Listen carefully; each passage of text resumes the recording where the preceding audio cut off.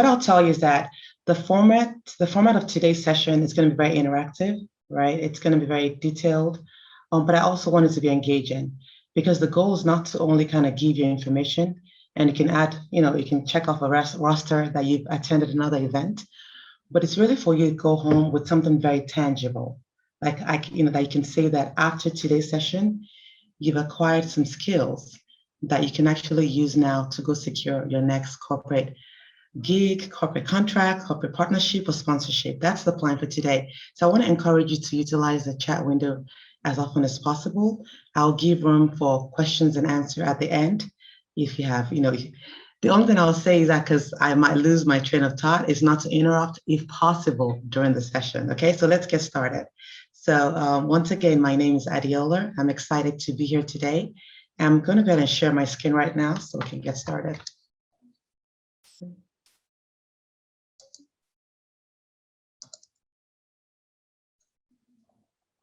Okay, so today's session, like I said earlier, it's going to really be talking about how to secure partnerships and sponsorships to grow your business, right? And I know when people hear the word partnership, it can really mean anything, right? It can pretty much mean, are you talking about securing contracts? Are you talking about securing brand partnerships, or are you talking about securing like the brand influencers that, people that you see on social media secure? So I'll kind of debunk what that means, and we can kind of explore different ways in which you can actually go after corporate sponsors or corporate contracts to actually grow your business.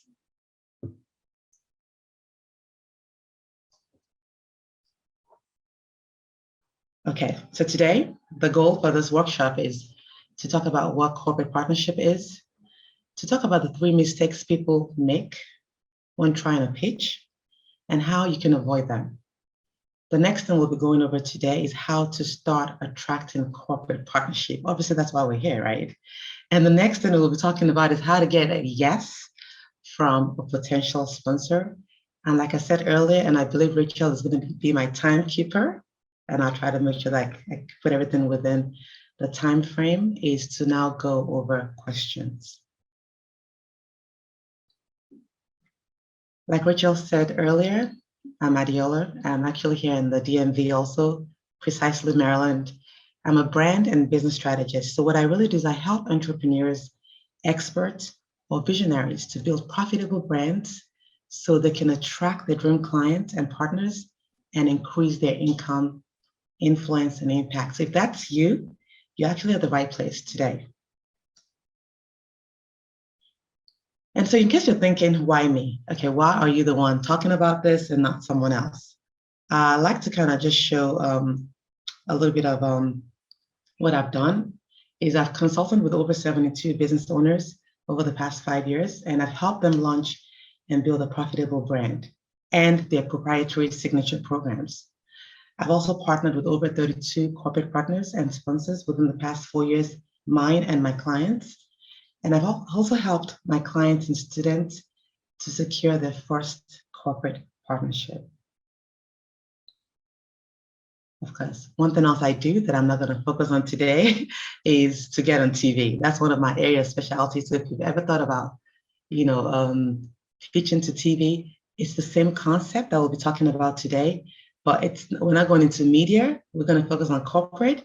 But some of the tips that I'll be sharing today would also help you if you want to pitch to get on TV, because as an expert or maybe a consultant or an entrepreneur, one of the fastest ways to grow credibility is to actually have some sort of media exposure, because it automatically brings you to the top when you're pitching to either corporate partners or even to your clients. So that's me. I know I look different because it's just based on whatever mood or the weather that determines my hairstyle here. So that's actually me. So let's discuss who's this training for? In case you're thinking, am I supposed to really be here? I just came in here to check it out, but I'm not sure if I'm in the right place. Let's talk about who this training is really for today. It's for an expert. If you're a service provider, if you're a coach, if you're a consultant, if you're an event producer, or if you're an entrepreneur, this would apply to you. And so I like to I like to ask these questions often. And this might, and the reason why I'm saying this is because at some point in my entrepreneurial journey, one of those questions, one or more, have actually applied to me. And the first one is obviously, do you dream of being able to grow your business with additional income, but you're struggling with ways to do so without getting another business loan? Have you tried to secure corporate sponsorships in the past, but had no success with it? Absolutely no success. Maybe you had crickets when you sent emails, or you thought maybe your idea wasn't good enough, or whatever the case is, right? Or have you tried to build your brand credibility so you can attract bigger and better opportunities, but you're trying to find a way to do that? Or maybe you have an area of expertise, and for some reason, you're not sure if corporate will be interested. You know how we have the B2B and then B2C, and maybe most service providers or entrepreneurs or coaches, they usually work as a business. Obviously, they're a business, but it's usually B2C, so business to client. But most people don't tap into the B2B format, and that's a great business model for anyone to add to their stream of income. And so, like I said earlier, why am I, this question's here. The reason why this is I'm very passionate about this topic is because this was me years ago. I had so many, as a creative, you always have all those ideas of ways you can do something in the community, or maybe you want to expand your business, or maybe you want to host an event or conference, or you just want to get more reach and you don't know how to, right? And a lot of times it can get discouraging, or you're thinking maybe my idea is not good enough, but that's not really the case, because irrespective of what you do, I can promise you that there's a pie of the corporate dollars that you can actually tap into. So here's the deal. The real problem is not that you don't have an idea, or you don't have an expertise, or your brand is not big enough, right, to be able to reach out to corporate and secure some sort of corporate partnership, a corporate sponsorship, or a corporate contract. The real problem is usually because most experts or entrepreneurs do not know how to articulate their unique value proposition. That's it. In case you're thinking, what in the world does that mean? What does unique value proposition really mean? It's just pretty much what makes you unique. And I had a client of mine that actually participated in a pitch competition recently. And I know that afterwards, when we're going over the review of what she could have done better and all that, and she said she got a feedback also from one of the judges. And one thing they said was that you didn't emphasize or what makes you unique. And the reason why that's very crucial, right, is because, let's just be honest, there's really nothing that anyone is really doing right now that's absolutely new, right?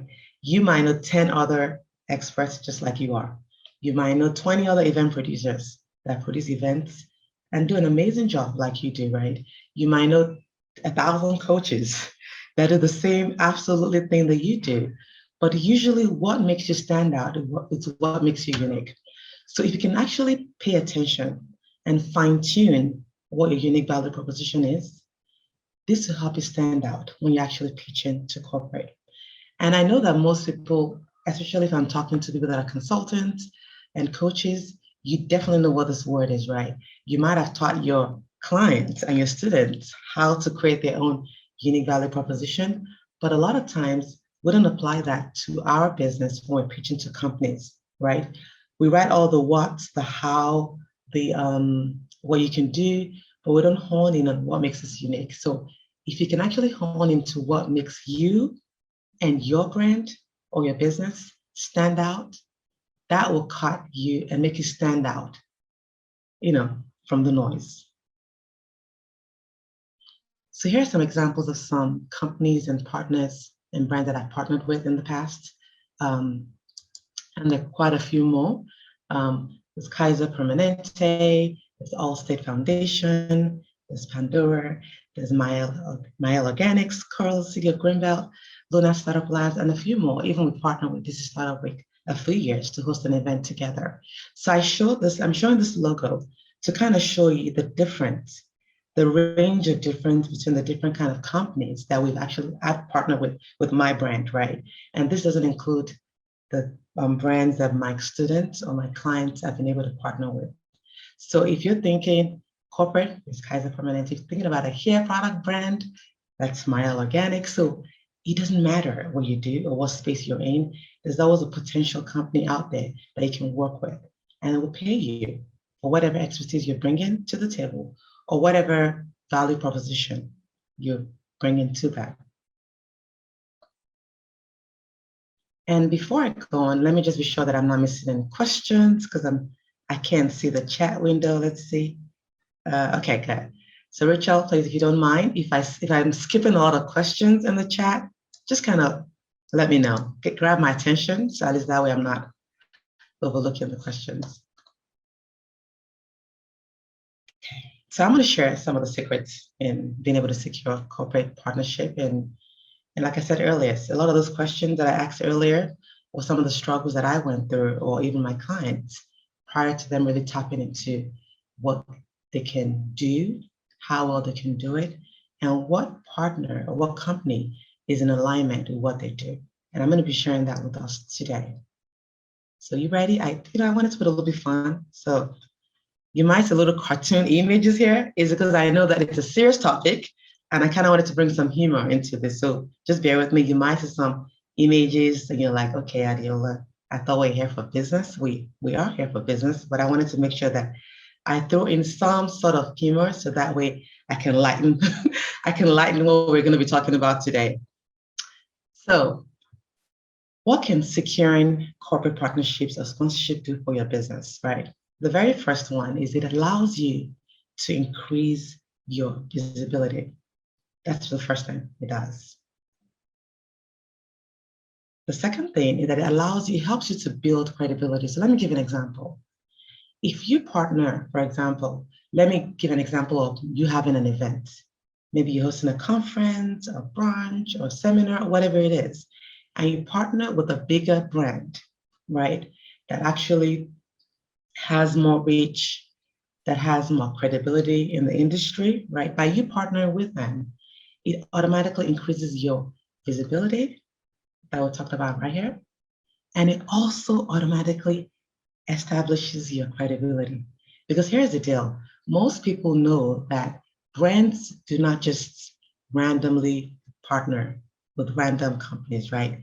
You gotta have proved yourself in one way or the other for them to want to work with you. So it automatically just establishes your credibility to some extent. And the more credibility you have in your industry, the more opportunities you start to have. It's kind of like a ripple effect. When it's kind of like when you're starting off something, and people always talk about how when people are starting from the ground up, that's when it's a little bit more challenging. But then once you kind of have the traction, you have all the clients and everything, you have the money and the funds are growing, that's when people are now trying to throw the money at you. But you're like, okay, hello, the days that I actually needed this, I didn't really have a lot. That's kind of usually how it is. Let's just be honest. So when you tap into bigger brands, it helps you to go from 1 or level 10 to maybe like an 80. And that cuts down some of the extra struggle that you might have in reaching your potential partners. The third thing, obviously, is increased revenue. When you obviously work with other brands, either maybe they come in as a sponsor to sponsor your event, or maybe you pitch a corporate workshop or something to them, and you get to train their employees or whatever the case is, obviously that's an additional stream of income for your business, right? And the reason why, like I said earlier, this is very important to me is because outside of what I do, I've always loved to do events, whether it's social events, whether it's conferences and all that. But you know how it is as a startup, that putting an event together, it's not like the easiest thing. So a lot of time that requires a lot of funds. You got to have some funds to spend. And if you're still trying to build your business, the wisest thing is not for you to go put like $20,000 into hosting a conference, right? So in that case, if you can have a partner help you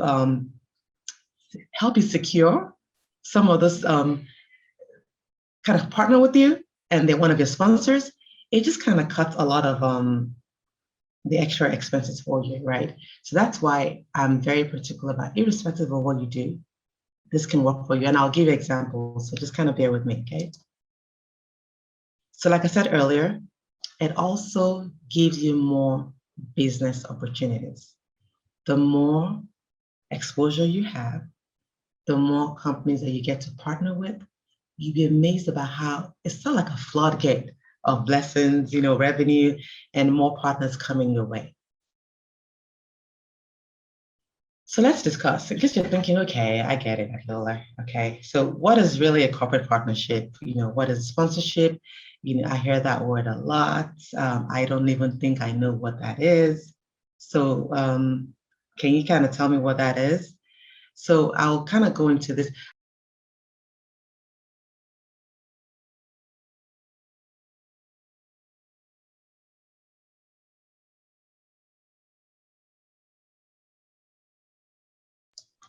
Hi, Adriel, you're muted. If you could just unmute. Okay, I just realized I think I was muted. 1 second. Can you all hear me now? Yes. Okay, good.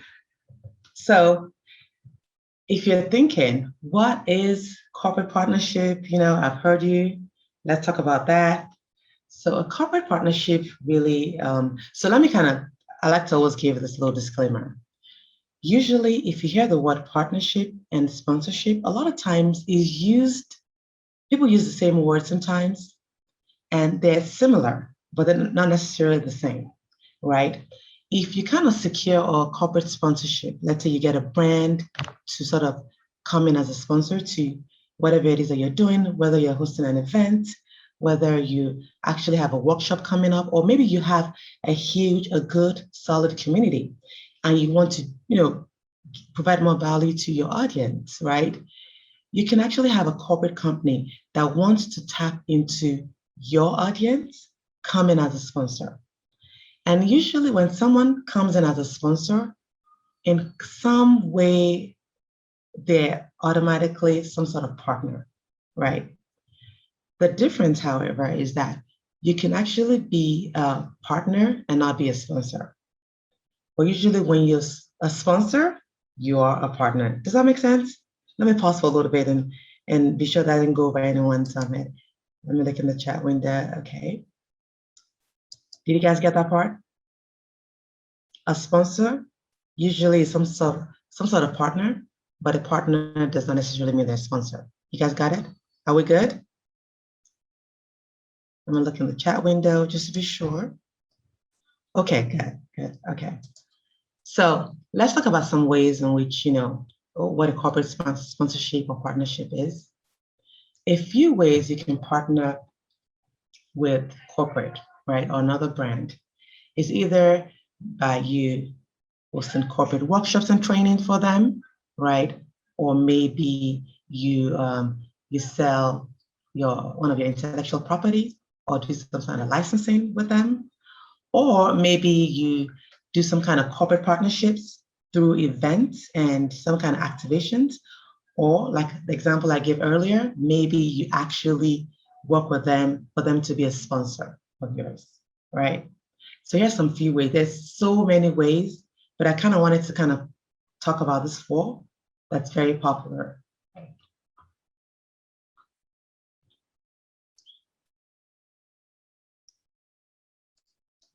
Okay, so let's go into this. I'm going to talk about a few tips and kind of debunk some of the myth that people have about securing corporate partnerships. And then we now get to go into, I'll give some examples of how you can get started with it. And then I'll open it up for questions. Are we good? Okay. So the very first thing I want to talk about is this. Tip one, all right? Brands care about the value your business can provide more than they care about the audience size, right? And this applies to people that are either service providers, or maybe you're a coach, or maybe you're some sort of influencer online, right? Sometimes people struggle with the fact that they think that you have to have 1,000 people in your community, or you have to have, let's say, I don't know, over 10,000 people before a brand is interested in working with you. And that's not the case at all. That's totally not the case. Most experts, and this is the myth, most experts think you have to have a large audience before you can get a partner. And like I said earlier, that's not the case. The key is being able to articulate your unique value proposition, like I said earlier. What that means is that when you approach a brand, you want to be able to tap into, first of all, what value can you provide to them? You want to be able to do some research and figure out what is their pressing pain point, right? What are they looking for? Or maybe you read something in the press release or an article that talks about some problem they're going through, and you think that you have a solution for them. If you can actually come from that angle, I promise you your email will be responded to a lot of times.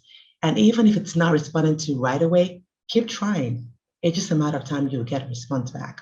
So always think value, don't always think numbers. And I tell my clients this all the time that it's not about having numbers. There was some popular thing online, I think about last year or the year before, about someone that had over 100,000 followers and had a huge community, and she couldn't even sell 10 t-shirts, right? So it's not about the numbers, it's about like how much of an influence you have on the small community that you do have, and how much value can you provide to the company. That's really what it is. So this is some examples of what companies or brands sponsor. In-person conferences, virtual conferences, kind of like what we're in right now, webinars, if you're a subscription box owner, if you have an online community, email ads, if you have a brick and mortar, and so much more, right? There's so many different angles about it. I mean, I've not seen an example of any business that cannot actually secure corporate sponsorship. Like I said, it's just about the angle. It's just about how you position yourself. So secret number 2 is that corporate actually needs you more than you probably need them. And I know that might sound like, yeah, really? Because here's the thing. Most experts or entrepreneurs think they don't have the expertise that companies or organizations will pay for. But here's the thing, I'm going to talk about 2 different ways. This is actually true. The reason why I said that most companies probably need you, sometimes more than you even need them, is because, first of all, let's say in terms of sponsorship, for example, let's go back to that example. A lot of times, most companies have a marketing budget that they want to spend. They want to tap into audiences. You know, back in the days, it used to be like, have a commercial on TV, have a commercial on radio, that sort of thing. Now they know that most people are not necessarily hanging on watching TV all day. Because if you were to think about it, when last have you actually sat down and flip your TV remote control and flip through all those commercials? So they know that a lot of times the micro and macro influencers are the ones that actually make more impact, that actually have their audience. So they're willing to spend their marketing dollars to tap into your audience, right? That's one thing. The second thing is that if you have an expertise, let's say you teach people how to, I don't know, maybe like you're a health coach, and your area of specialty is going to help employees tap into being holistic and how they can have a work-life balance. You know, a lot of times, most companies don't have someone with that expertise on their payroll, right? And they need to still provide that training or workshop to their employees. So a lot of time they actually have to go outside of their immediate payroll, like employees, and tap into getting a consultant or a coach that will come in and teach on these things. So I hope that kind of helps. So always look at it in such a way that, you know what, they're looking for me. It's kind of like those saying about what you're looking for is what you're looking for is looking for you kind of thing. So always have it at the back of your mind that they also need you. So it's not about you needing them or you really wanting to work with them so bad. They're also having to check some of those things, some of your skill set. They're having to check that off their checklist. And by you pitching to them, if you pitch at the right time when they're looking for what you have to offer, it's like a match made in heaven, right? So that's the second myth that I want to debunk. And let me look at the time. Okay, we're doing good. So the key here is really being able to find the organization or brand that has the issue or needs your expertise. That's really what it is, right? And this can go on from, like I said earlier, if you have a brick and mortar, if you're a consultant, if you teach, if you host events, if you're an event producer, because if you produce events, a lot of times you're looking for sponsors. I mean, because at the end of the day, what most brands are looking for, or most companies, are people that they can market their products to. So if you have any kind of audience that's in alignment with what they have, it makes it easier for you to get a kind of sponsorship deal. That's one. The second one is that if you have the expertise that they're looking for, it's just a matter of taking it to them and say, hey, I teach this workshop, or maybe I noticed that when I clicked on your website or whatever the case is, the system was kind of janky. I mean, don't say it that way. Don't tell them the system is janky. Well, just kind of, tell them that I noticed the blah, blah, blah can be fixed better. And that's kind of that's what I do, myself and my team. We offer this software, the strategy session to kind of help your website behave better. And you send them a pitch at that point. So I hope this is kind of making it easier for you to see how it's bigger than what most people think. Most people, when they think about corporate partnership or corporate contract, they're thinking about government contracts. And that's a total different ballgame, right? I believe this is actually easier to tap into because you don't have to go through so many stages, so many sign-offs, so many red tape and so many gatekeepers with this. It's just a matter of you reaching to the right person and having what they're looking for, and you're able to provide some kind of solution. That's really what it is. So the tip number 3 that I want to kind of talk about is that cold emails still work. I know that most people kind of really think, most people, there's a myth that people have, and I hear that from my clients initially when we start working together, and they're like, most companies or brands only want to work with those they know. Yes, I do believe in relationship building. I do obviously believe in your network and everything. But even if you know no one at this company, this dream company that you've always wanted to work with, you can send a cold email. It's totally fine because cold email still works. But here's the key though. When you send an email, your email has to be short, catchy, and straight to the point. That's it.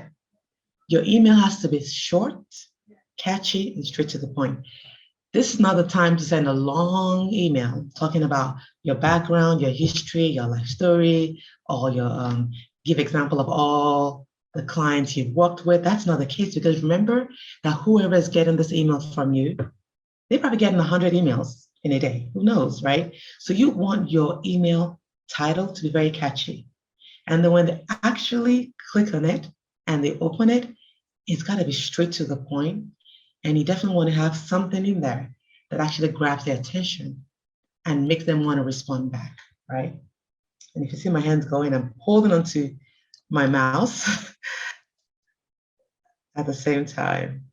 So when you send an email, you want to be very, very, very particular about the email title, because the title is what determines if they're going to open it. If the title is boring and they're not, it's not even catching their attention, they're not going to even bother opening the email. You also want to be sure that you send a very quick and brief intro. That's it. And have a hook. This could be a reference to like a press release or something you read about the brand, or that helps them know that you've done some sort of research and you're just not one of the, fish in the ocean that's trying to just kind of pitch and just, they're not just one of many, if that makes sense. So when you have a hook that references something that you read about the company, or maybe it's the founder or whatever it is, so maybe there's an article that you read out there that actually you think would help them, if you put that in there, it'll help your email stand out. And then always ask for a call. Your email should always ask for a call because your goal is to get on the phone with them. And I tell my clients all the time that no, it doesn't matter how much pressure you have to send a pitch, never send a proposal. Excuse me. Never, never send a proposal if they don't ask you for it. I know it can be very tempting to say, you know what? I don't have the time. Let me just go send them all the things. Let them read it and let them make a decision.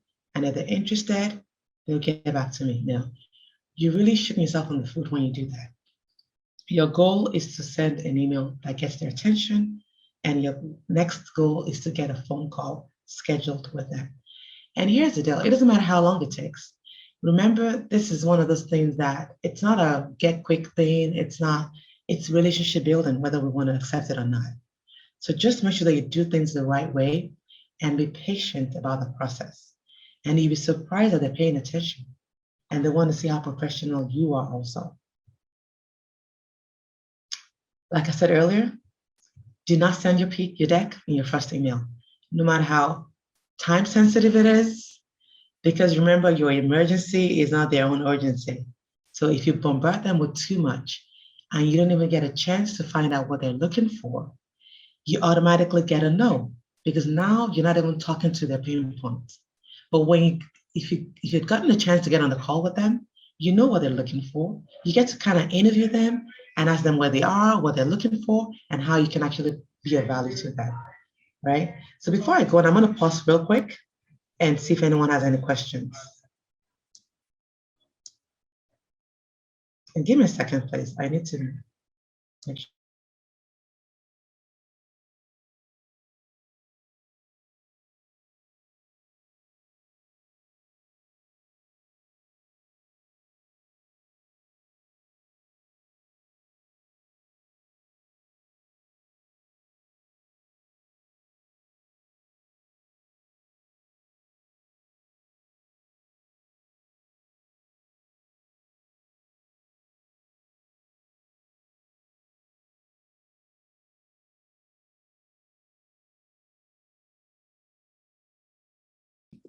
Adelie, you might have gotten muted again. Yeah, okay, I think I'm muted now. Can you hear me? Now Okay. we can. Can you all hear me?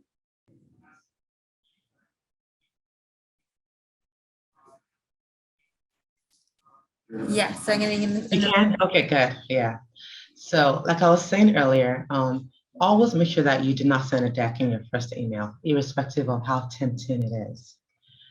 Okay. Let me see if there's any questions. Okay, no questions. Oh, good.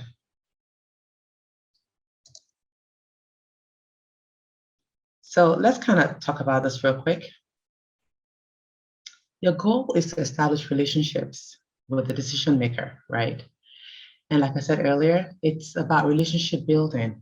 It doesn't mean that you have to know someone that works in this company prior to, but you can start building a relationship from the get-go. When you reach out to them, even if you want to contact them on social media or wherever it is, nurture that relationship.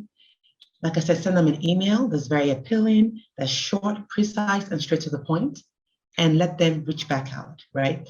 And I like to give this analogy, and I want you guys to kind of bear with me. It's kind of like dating, right? You don't see someone walking down the street and approach them and ask them to marry you. I mean, I don't know, maybe it happens in some places, but if somebody does that, people are going to think the person is crazy, or and stay far away from this person. Normally, you get to know them, then you court, and then it becomes whatever else it's supposed to become, right? That's how it is when you actually pitch into companies too. Because at the end of the day, the person that's reading your proposal on the other end is a person just like you, right? So let's just be honest, they're the ones making the decision with a yes or a no. So always put that in mind when you're reaching out to these people. The next thing is patience. You want to make sure that you're very patient. A no right now does not mean a no forever. It just means no right now, not a good time right now, but let's talk about this later. And always remember that your story needs to be heard. Your expertise is needed in the marketplace. And truth be told, thousands of people are waiting for you and waiting on the solution that your business has to offer. So do not get discouraged about the process, and just know that there's partners, There's companies out there that are actually looking for what you have to offer. And so real quick, what we covered real quick, we covered a whole lot in a short period of time. We talked about the different ways you can actually reach out to a company and what kind of events or things that companies kind of sponsor, on how you can actually work with corporate, whether it's a workshop or event or some kind of partnership. And then here are some tips that we went over. That the secret is know your unique value proposition. Number two, always realize that the company needs you. They need your brand and your expertise. And number three, always remember that cold emails still work. It works. Okay, so I want to stop right now and see if we have any questions. And what I'll do before I come back to the questions, because of time, usually when I do a presentation like this or a workshop, people sometimes want to reach out or ask more questions. I'll tell you to connect with me. Here's my social media handle in all places. So Instagram, LinkedIn, Facebook, I'm Adiola Inspires. So if you want to write this down real quick, you could do that. And if you have any questions, send me a DM. I'm usually open and receptive to answering questions that can actually be responded back to in a few seconds. And let's go back to the questions. And then I have one thing that I want to kind of share. I want to give you guys a guide, but let me pause real quick. I think we would have time for one question, Adiola. So I think if anyone wants to put their question in the chat.